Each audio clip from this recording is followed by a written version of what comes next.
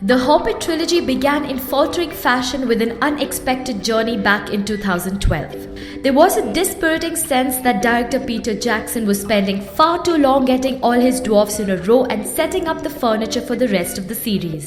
The film was slow-moving and strangely tentative. Jackson's decision to shoot at 48 frames a second seemed to backfire.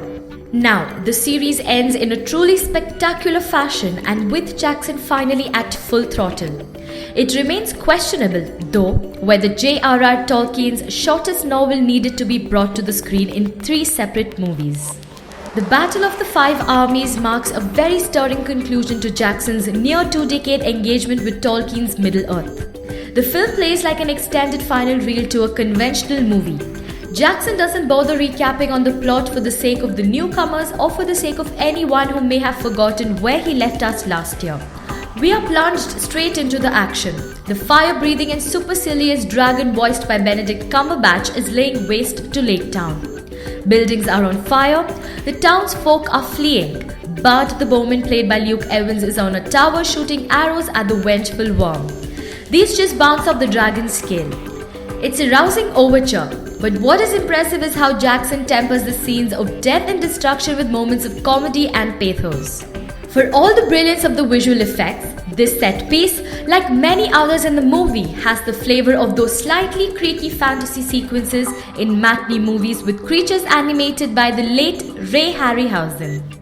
This is the part of what makes the film special. Its director's childlike belief in cinema's ability to transport us to a new fantasy world. The look of the Battle of the Five Armies is far darker than that of the previous 2 films. In its sweep and brio, the Battle of the Five Armies makes up for the tentative beginnings of the trilogy. This is the payoff. It's a tremendous cinematic spectacle. Seeing it, you will understand why Game of Thrones creator George R.R. Martin is so envious of the financial resources at Jackson's disposal. Resources that are not even the most expensive TV series can come close to matching. Resources that Jackson knows just how to deploy. All of those years after he first started making Lord of the Rings, the director still retains his sense of wonder about Tolkien's universe.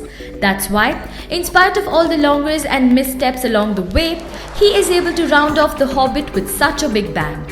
The Hobbit, The Battle of the Five Armies is one film you should watch this weekend.